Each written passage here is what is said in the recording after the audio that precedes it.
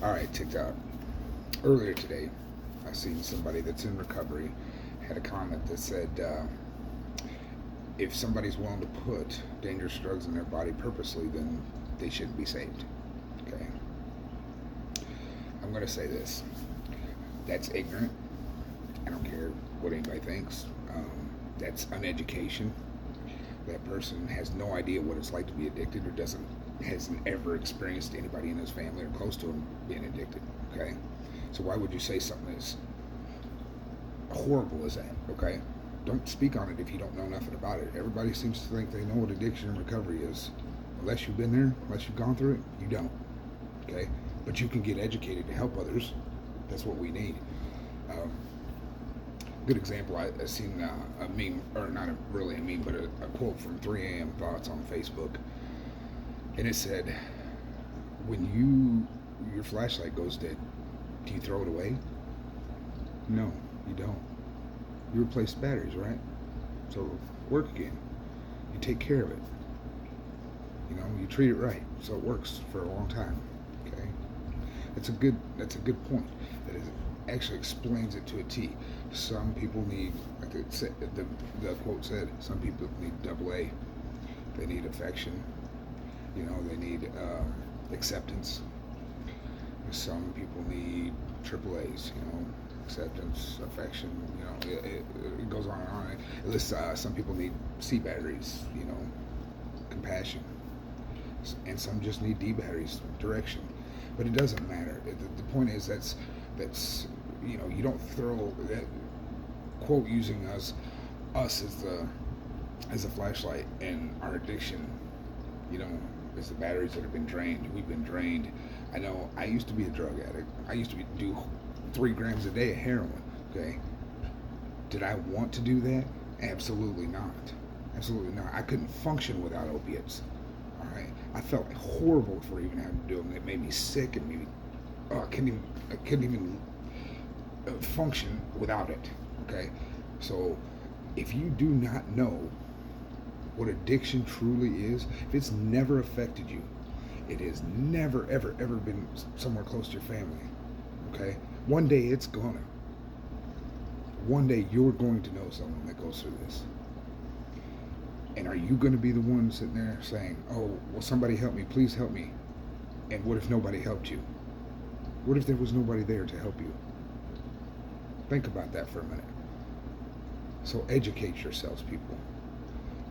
Get what it is. Love your families. You don't throw them to the streets. Do not throw them out, because all you're doing is pushing them right back into it. Then it becomes partly your fault. Okay? Let's love our families. Let's hold them dear. And let's get rid of the people giving them this crap. I'll tell you, mine started out from a doctor.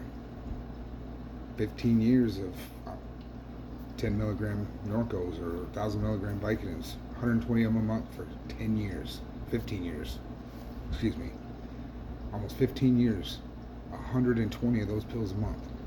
So what had happened? Naturally, after a while, I started taking more and more, to where it was a point where I could take 120 of those pills in 10 days because my body craved it. It needed it. I can admit that. I didn't want to do it. I had to. Well, along comes somebody I thought was a friend and says, "Hey, I got something better for you. Here, just do you a little bit of this. You'll be all right."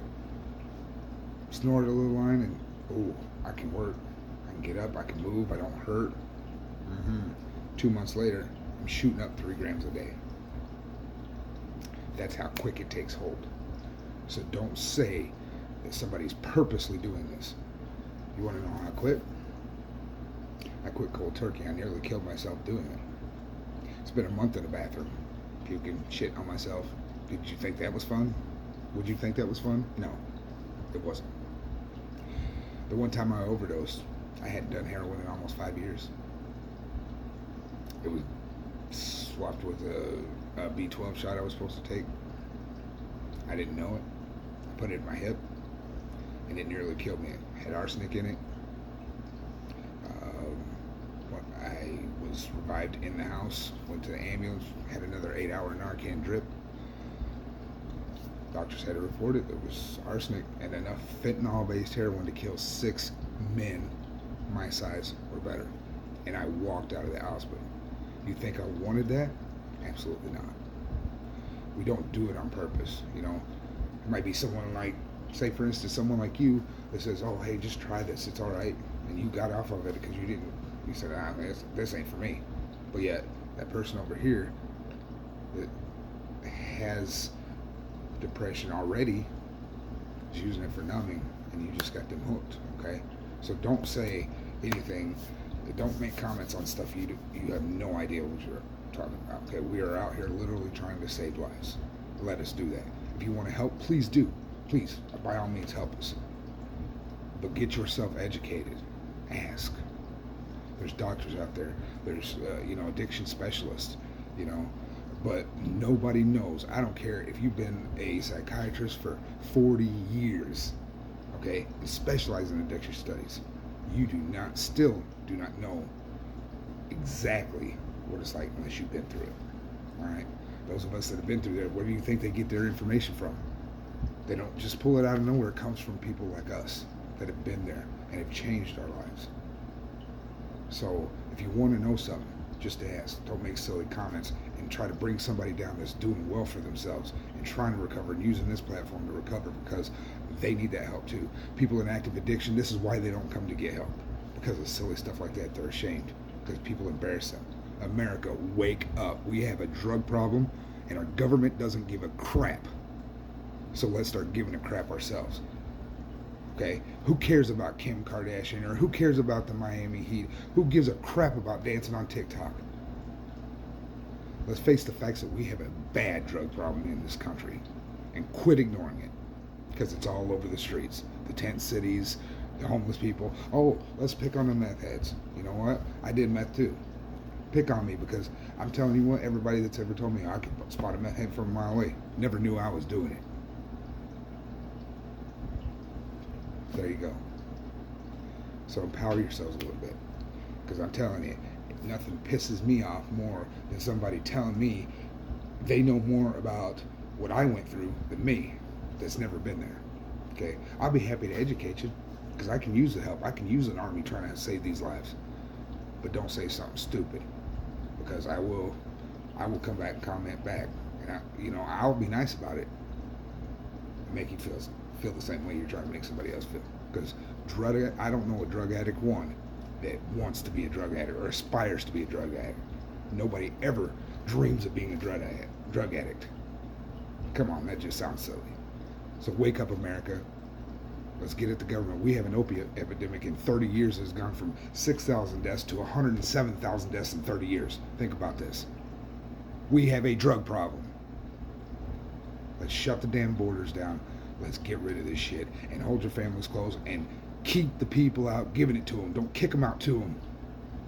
Those of you say, oh, but they just want to ruin their lives, kick them right out. Now, how about we kick you out? Okay? How would you like that? You wouldn't. Neither do we. Stay blessed. Reach out if you need to know information. I'll tell you what I went through. I'll tell you my story. Man, I have no problem with that. It was horrific. I still made it.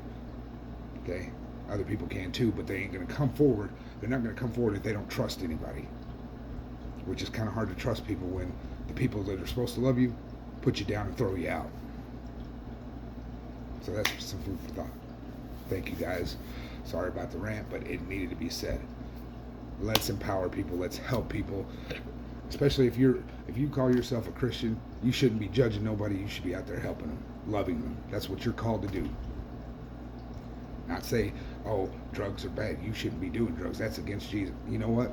Sorry, but Jesus hung out with the outlaws. He hung out with the lepers. He hung out with the bad people, because that's who needed saving. Time to read up on them Bibles, ladies and gentlemen, and do your calling. Get out of that church a little bit more. Get out of your comfort zone and start helping. Let's get this done together, because that's the only way it's going to work. Have a good night.